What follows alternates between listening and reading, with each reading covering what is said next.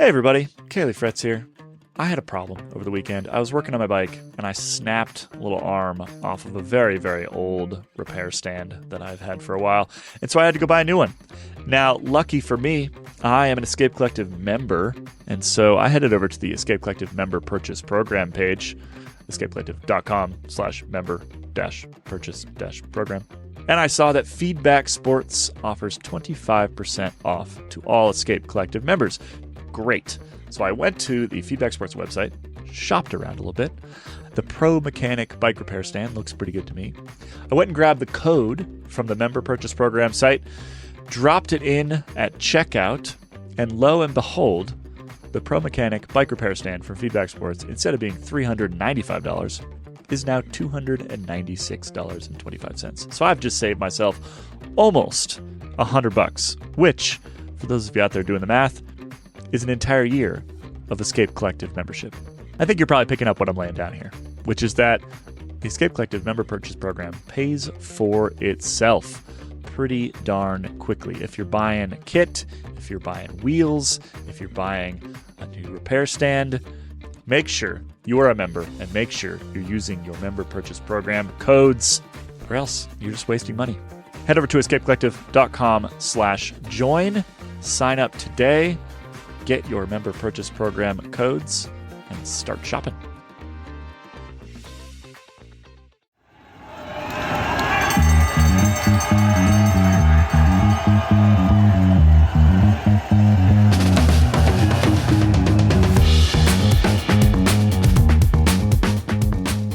Welcome back to Performance Process. My name is Ronan Mc Laughlin, and as usual, I am your host for today's show.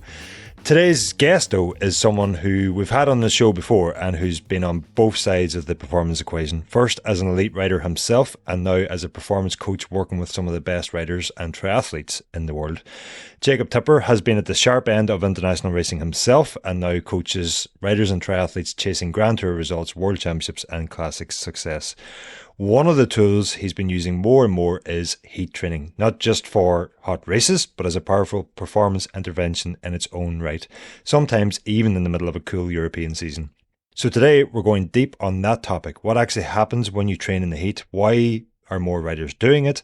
And how can you, as an amateur or age group rider, apply it to your own training without overcooking yourself literally or figuratively? It's a topic we've already explored in detail last year with Chris Bloomfield Brown, who's one of the leading experts in heat training, but it's remained such a hot topic, quite literally, that we're coming back to it today again. This time I want to focus on the practical side and hear from Jacob how coaches are actually integrating heat training into day-to-day sessions with riders. So, Jacob, welcome to the show again. Thanks for having me. That was a very nice intro.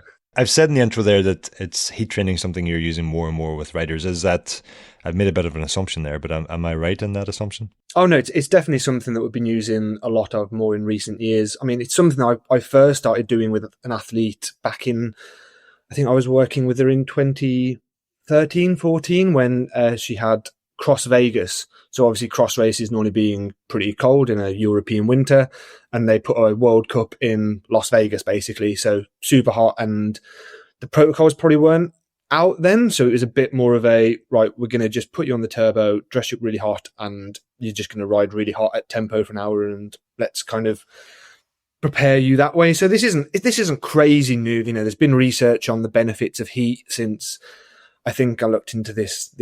I found an article in the 70s on this. So yeah, this isn't super new, but yeah, it's definitely something that is becoming a lot more. There's a lot more nuance to it, and looking at other advantages than just preparing you for hot races. Because I think that is a common misconception, is that when we say heat training, many riders still think of the type of training we would have done previously in the heat to acclimatize for a hot event, versus what's kind of become more popular now, is my understanding is that we're using heat training to prepare for events, regardless of whether the temperature we're expecting is hot, cold, or average.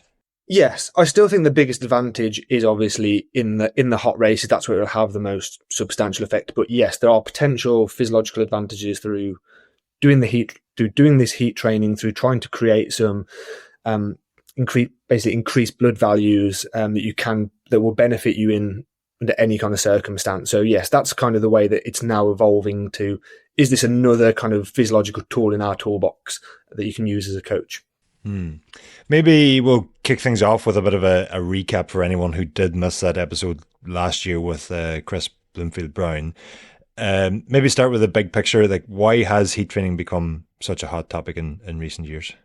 So part of it is because people like posting videos of themselves on social media dressed up and showing how they're doing all this novel training. But no, the big change, the big driver really is probably the research coming out of Tokyo.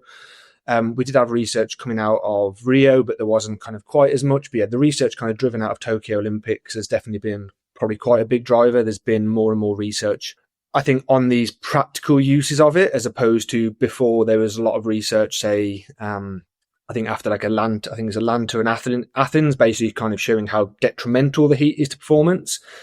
I mean, and this again, this isn't super new. We've known that heat has been an issue for performance for a long, long time, but yeah, I think we've kind of got to a point that science first kind of identified that heat's a real problem, and we've spent a lot of time on that side of things. And now we're looking at more and more interventions of, well, how do we adapt to this? How do we improve this? And actually, are there these additional hematological benefits of heat training? And that's kind of what spurred it on in more recent years, a lot of that research.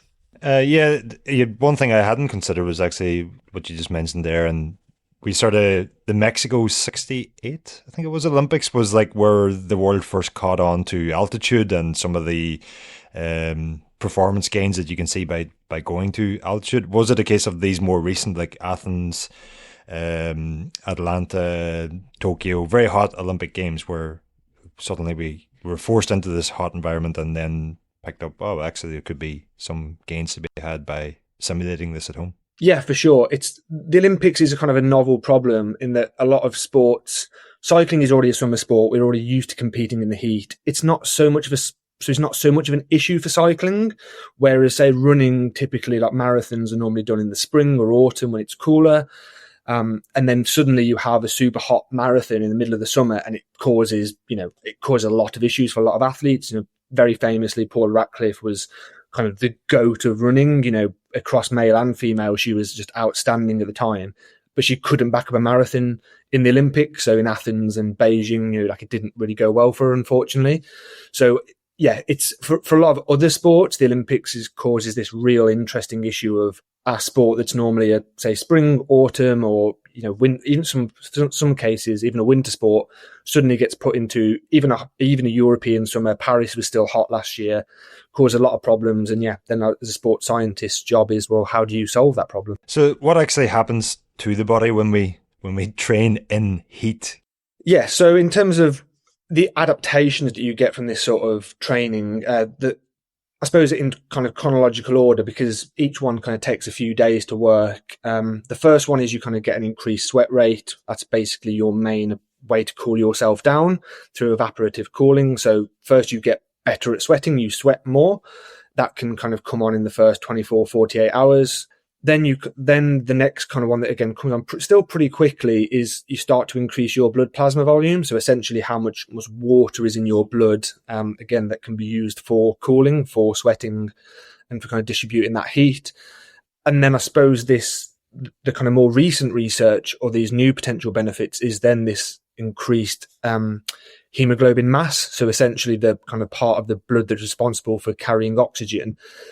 As the blood plasma has gone up, that then kind of changes your ratio of how much kind of red blood cells you have to water. And eventually, once you've increased that section, the amount of red blood cells then also increases and kind of goes up. So you kind of get a total increase in blood and a total increase of these red blood cells that can again get oxygen to your muscles. And yeah, that's where the magic happens.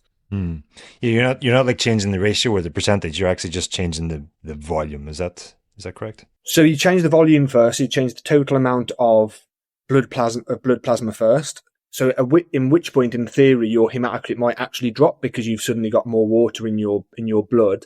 And then obviously your body normally goes, I want to sit at, your body's naturally decided, I want to sit at a hematocrit of say 40% or 42%. So then basically the amount of red blood cells then kind of creeps back up again, or this is so the theory, until you kind of got your normal ratio of blood. By the end of the equation, you've got more total blood, which means you've got more to cool you down and more red blood cells, to then give you these kind of aerobic benefits. But this kind of second part is of the red blood cells catching up is still the slightly more modern research, and it's kind of, I wouldn't say 100% proven, but that's where the research is kind of going to. Yeah, like that's kind of been the talking point, or the motivation, I think, for a lot of writers to start doing this, is that there's a presumed benefit to hemoglobin mass and that, and I kind of wonder, like, how real do we know those changes are, or do they apply to every rider the same, or can you just keep doing more and more and more and stacking them, or where's the sort of ceiling to how much of a benefit this can be? So from what I've seen, it's about a 2 to 5% increase in hemoglobin mass is what some of these studies have produced. As with all things in sports science, that will still be very individual. And some people will get this benefit a lot quicker than others. So some may get this off a couple of weeks of heat work. Others, it might take 5 weeks of heat work. One of the interesting studies that has kind of come out was the effects of, I think it was Ronstad did with a group of cyclists, went to altitude camp, came back from altitude camp. They'd kind of all seen this increase in hemoglobin mass. And then his study was, can we preserve that hemoglobin mass by then doing some heat work off the back of it? Mm-hmm. To which they found that yes, that basically worked. That if you keep doing heat work, you'll preserve some of these hemoglobin gains. However, what they actually then found was a few other lads continued this protocol after, so they just kept going. They said, "Well, can we see how long this works for? Can we see how long this keeps going?" And I think 2 of them kept actually improving, only a little bit, but in theory, they actually just kept getting a little bit better. So this was an improvement from above the altitude camp that they'd been on, but one person actually got worse. So it's not always clear. There's no, so one person continued doing heat work for, I think by which point he'd done heat work for like 10 weeks and altitude camp. So the guy had been putting his body through a lot for a long time, and actually by the end of it started almost, you could argue, doing more harm than good.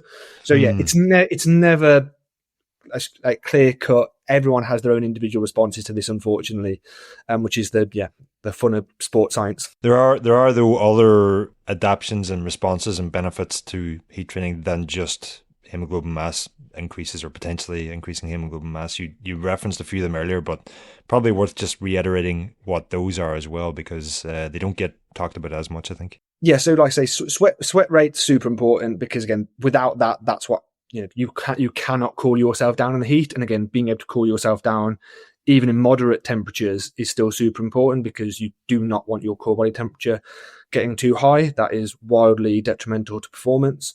So yeah, the ability to sweat is super important, and heat work essentially improves your ability to sweat. It's a super important function that you will see elite athletes are a lot better at sweating than normal people are. It's as simple as that. You've then got the amount of sodium that you sweat out as part of your sweat. So the concentration of that changes. So you want that to be lowered, so you basically don't sweat out too much of it, essentially. And again, that improves with heat work.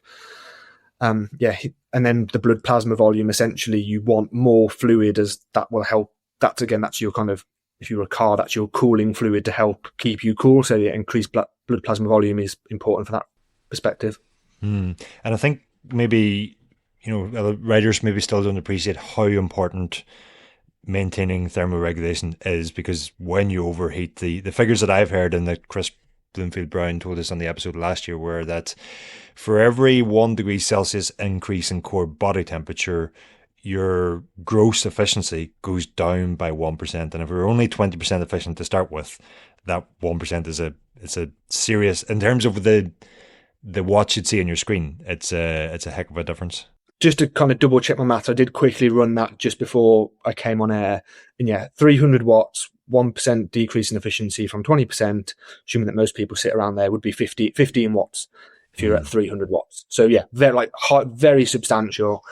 It's again, there's been studies on the effects of this for a long time. This is nothing new, but yeah, heat is like for Dan's hour record. Basically, that was probably the biggest factor, was just trying to not get too hot. I think people see all these big power numbers all the time, and just they don't actually necessarily see that when push comes to shove in the Tour de France and in our records and kind of hot events that actually the numbers aren't always as big as what people think they are, because heat is having such a big effect on it. Although, again, the way that you see some people climbing now, it does just make you go, it makes it even madder when you consider that they're battling with the heat as well. Yeah.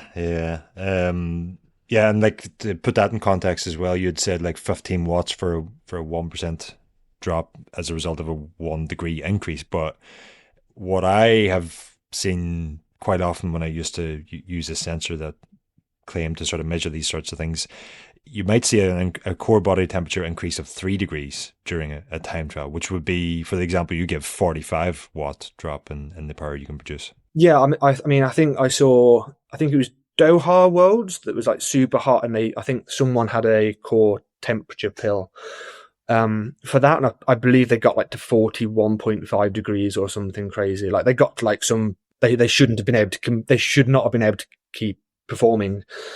They got through the time trial somehow, but yeah, it's you can definitely, elite athletes have definitely got an ability to get to probably higher core temperatures than what would be safe for most normal human beings. So if we wrap all that up, it's kind of I guess the motivation for doing heat training is fairly obvious in that it's a twofold benefit. First of all, you get better at degrading less in the heat, and secondly, you potentially get a benefit in terms of your performance on the other side of the equation as well, is that you may actually increase performance and reduce the degradation. Am I making sense? Yes, exactly that. You get better in the heat, and there's potential aerobic benefits and aerobic adaptations that come through this heat work.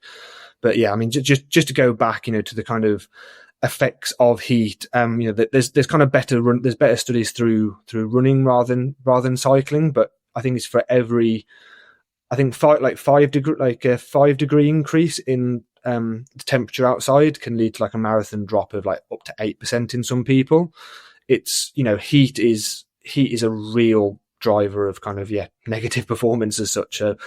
Keeping as cool as possible is super important, and I think again people are just coming to terms with how important that is and what a limiting factor that is for so many people's performances. And that, like a 5 degree change, that's something that we could easily see that regardless of where we're participating in a marathon. So that to me would suggest that we can't, if we're training for a marathon, we won't know what the weather conditions are going to be on the day until the week before the event. And so maybe heat training is something we should consider introducing months in advance, just in case it turns out to be a hotter than average day. Yeah, I mean, I don't want to turn this into a kind of running podcast, as I'm aware this is cycling, but it's, I mean, like London Marathon this year was super hot, and you saw all the British athletes just get to the 30k mark, and kind of a lot of them fell off their predicted times. A lot of them had a really hard day, and I mean, typically it is quite a hard marathon for that, in terms of it's the last of the spring marathons. It can definitely be hot in London. But interestingly, there's a guy I run with on a Saturday morning down the canals. He runs, he's a kind of 3.5-4 hour marathon runner, not a super high level runner. But in credit to him, on the Saturday mornings when we're out in shorts and t-shirt, he was out in leggings, jumper, woolly hat. I was like, fair play. This is just a guy that's super casual. He wasn't running nowhere near wouldn't even say sub elite runner, and fair play to him. He was actually doing a bit of this preparation, which, I was quite impressed by, to be fair to him. Fair play, yeah. Let's maybe get into the practical side of it. How are you working with riders and actually doing heat training? And I guess, maybe give us an idea of how that looks at the WorldTour level, and if that then differs to riders that you're working with that aren't at WorldTour level. It's still a difficult one to put in. It's not as straightforward as this is a magical game that you can just bang onto the top of your training and suddenly you're going to be, again, some of the values I probably forgot to mention earlier, where 10%, I've seen like 5% increase in time trial performance or power at 4 millimoles or whatever. It's not as straightforward as those gains just instantly exist because you add heat training on, because heat training still comes at a cost. It's still an additional stress. It's either taking away from your recovery, or you're potentially going to have to do less riding to fit it in. It's not just everyone should be doing this all the time, because the chances are you will cook yourself doing this. You will get into overtraining. It's not And to be honest, it's nowhere near as pleasant as people probably think it is. It sounds like a really horrible. great, we just hit the sauna after a session. We have some nice baths. Yeah. It's not it's nowhere near as pleasant as it sounds. If you've not done this previously. So yeah, I think really with what I'm doing, it's generally been more of my elite athletes gearing up towards specific events where we know it's going to be hot. That's still where we're taking the most potential benefit from it, rather than necessarily sticking it in at other points when there are still other gains to be had. It still has to be part of this kind of overall, like, what does your training week look like? What does your mesocycle look like? It's not just a case of this is free. It's not free. It's hard, and it's still to an extent, it's a cherry on top of the cake. For most people, if you've got more time and energy, you're probably still better doing more zone 2 or more just general riding or being fitter. Again, previous studies still show that the fitter you are, the less that the heat will have an impact. If you go to a super hot race and you are super unfit, it doesn't matter how much sauna work you've done, you're going to have a very, very, very hard time. So yeah, it's not super straightforward in that sense. But yeah, so with the elite athletes, generally at the moment, it is a case of we do know when they're going to have hotter races. So the triathletes at the moment have some crazy races, like they were in Singapore not that long ago for the T100.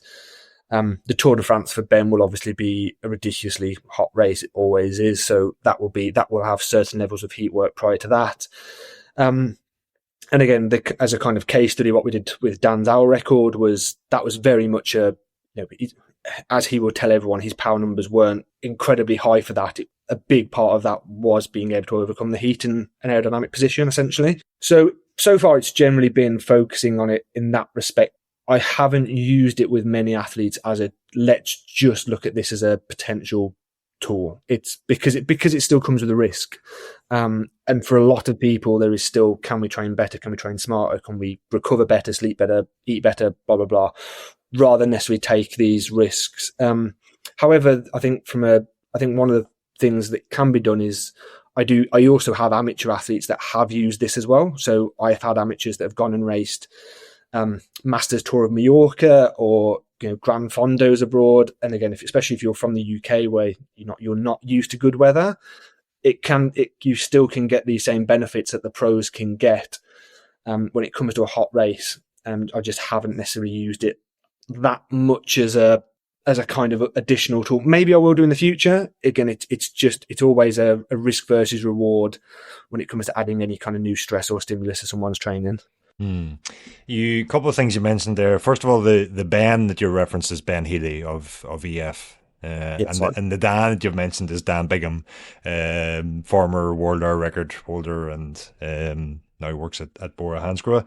But you said also, and I think this is a very important point that maybe is often overlooked, because we typically do heat training at very low intensities in terms of watts, but it is still a significant stressor. And so when we often look at integrating this into like a recovery day or something, you're not actually recovering all that well in that day because it is a significant stress on the body. Is that right?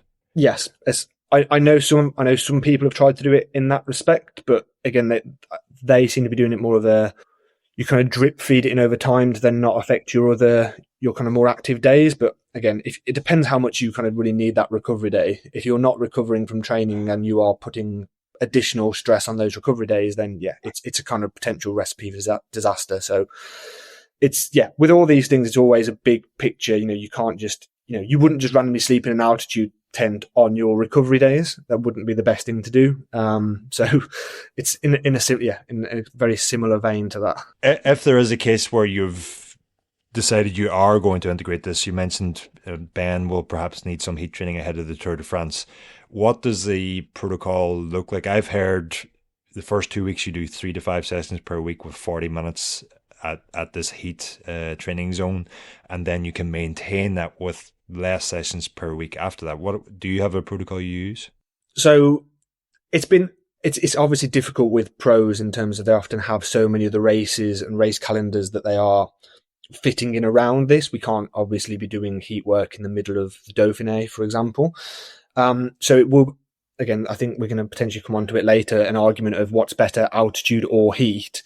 You don't necessarily want to be mixing the two. So again, you've got to kind of combine the race calendar, team camps, altitude camps, and then work out when can you put heat work in for a key event. So it's not always straightforward. We don't have an 8-week free block leading into key races where we'll say, it's 6 weeks of threshold work followed by 2 weeks of heat work into the event. It's never kind of straightforward in that respect.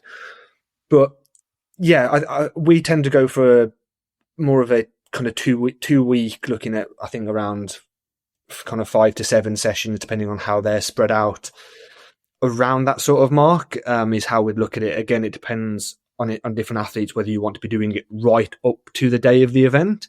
I have seen some athletes and some people, again, this is more anecdotal, athletes that have maybe done this, taken it upon themselves to do this, where they have seen the drop of blood plasma and even haemoglobin to be very, very fast. So I know some athletes that have continued doing heat work until the day of the event. We haven't done that so far with Ben because, again, it's kind of, it can be very stressful. And again, this is a risk. This is new. This is not something that we've got 20 years of experience doing. So we're kind of still figuring it out to an extent. But at the moment, we're kind of going for quite an intense block of 5, say up to 7 sessions with 2 weeks out. We'll kind of start them. You mentioned Ronstad's research earlier, and one of the things I found interesting about that was they were doing an altitude training camp and then trying to maintain the benefits, as you mentioned, with heat training after that. And the reason I bring that up again is because you mentioned trying to fit this in with a pro's diary and a pro's calendar, and you're not going to get a block to do some heat training. And I wondered, is just racing in hot conditions enough of a heat stimulus to maintain those advantages in itself? So when Ben goes into the Tour de France, you're certainly not going to be doing heat sessions after the stages, but will those stages be hot enough to maintain the heat stimulus? I'm wondering. Does that make sense? Yes, it's a good question. I think racing, probably yes. I think racing, so the biggest driver of core body temperature is intensity. So ultimately racing super intense. You should still spend quite a lot of time with an elevated core body temperature. So it makes sense that racing will kind of be enough of a stimulus to maintain that. I think one thing that maybe doesn't work as well as people think it probably does is just existing in a hot climate. Because ultimately, generally when people do that, they tend to not train in the middle of the day. They tend to get out early. Rooms are super air conditioned in this day and age, So I think just simply existing in the heat probably isn't as good to maintain it as people maybe once thought it was. But I think racing is enough. Racing should be enough of a stimulus, again, unless it was just some. Again, we don't really have this anymore, but unless we happen to have some super easy days, like back in the day when they'd be having a bit of a disco mid Tour de France, there'd be a load of flat stages back to back, and they wouldn't start racing till the helicopter came on. If that still existed, I wouldn't be surprised if some teams thought, can we, bang a bit of a sauna session in post stage? But I think the Tour is so intense now, you just wouldn't get away with it. It would do far too much damage to recovery. It probably does influence how they, when they plan to come down from altitude and the transition into the start of the Tour and all that. But the other reason I bring that up is because I wanted to ask you, how much do you think riders are just accidentally heat training? And maybe if you live in a hot environment, you could be accidentally heat training, but I'm thinking more with riders and coaches bringing workouts indoors more often now for the specificity you can achieve. Is there a chance that just by riding indoors, you're doing heat training without realizing? I think indoor riding, yes, unless you've got a really good fan setup and a really super cold, you probably need an unpleasantly cold room and a good fan setup to kind of basically to offset that. So I do think people are definitely having that effect. I mean, typically, people are kind of really good at turbo now, which is odd, but back kind of 10 years ago before Zwift, if I was ever setting a turbo session for someone, we'd have to say, knock the prescribed watts down, 10% perhaps, because, and that probably was the reason, like the heat being a really big driver would have been that issue that people would get on the turbo, get too hot, so we'd kind of have to knock some watts off to make it the same session. People have now got better at ride. I think people, again, are more heat adapted through doing turbo sessions if you're doing it 3, 4, 5 times a week. So yeah, I definitely think that can be of influence. But yeah, but like I say, just existing in the heat, I think, isn't enough, because of what I tend to find when I have athletes go to super hot countries is, this concern of doing a hard session. Heat training is hard.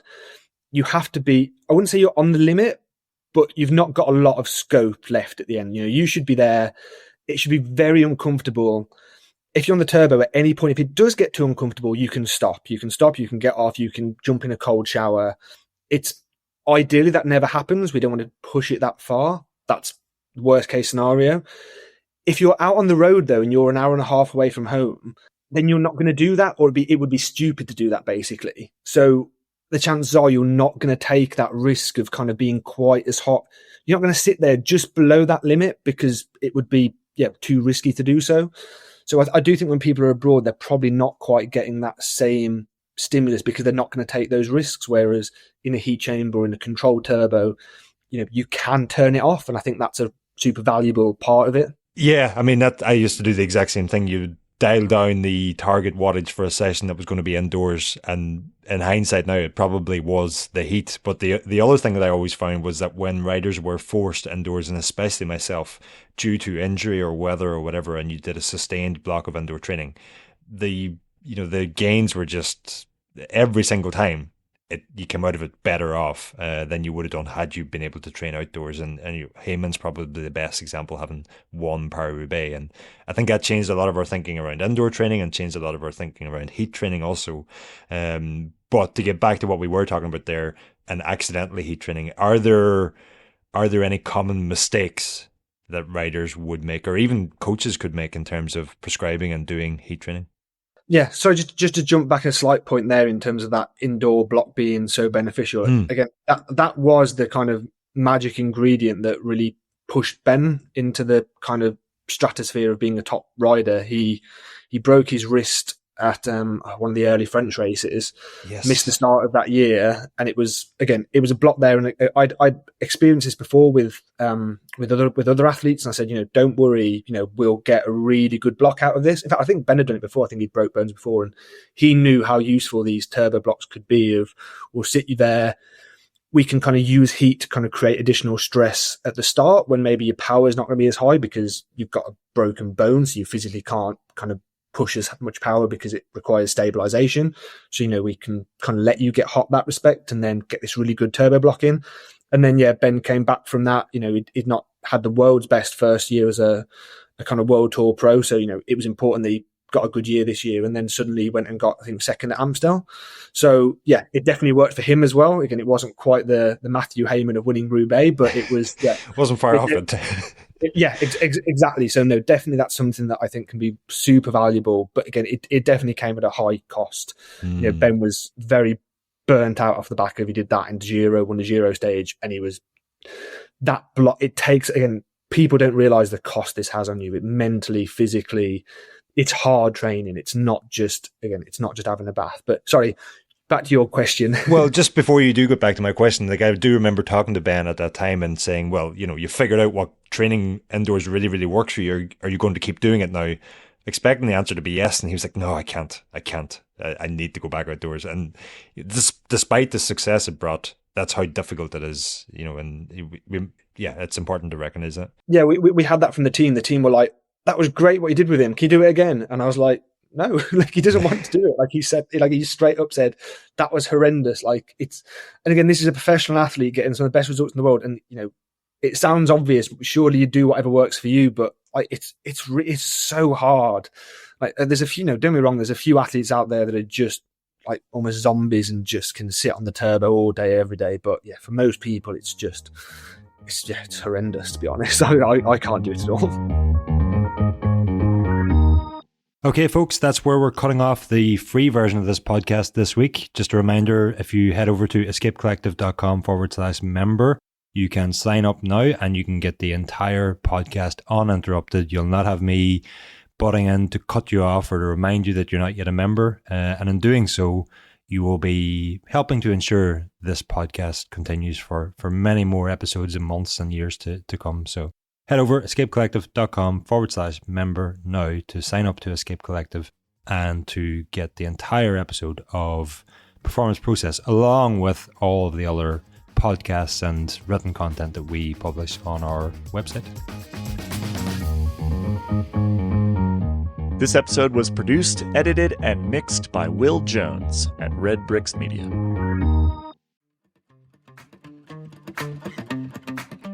Hey everybody, Kaylee Fretz here. I had a problem over the weekend. I was working on my bike and I snapped a little arm off of a very, very old repair stand that I've had for a while. And so I had to go buy a new one. Now, lucky for me, I am an Escape Collective member. And so I headed over to the Escape Collective member purchase program page, escapecollective.com/member-purchase-program. And I saw that Feedback Sports offers 25% off to all Escape Collective members. Great. So I went to the Feedback Sports website, shopped around a little bit. The Pro Mechanic bike repair stand looks pretty good to me. I went and grabbed the code from the member purchase program site, dropped it in at checkout, and lo and behold, the Pro Mechanic bike repair stand from Feedback Sports, instead of being $395, is now $296.25. So I've just saved myself almost $100, which, for those of you out there doing the math, is an entire year of Escape Collective membership.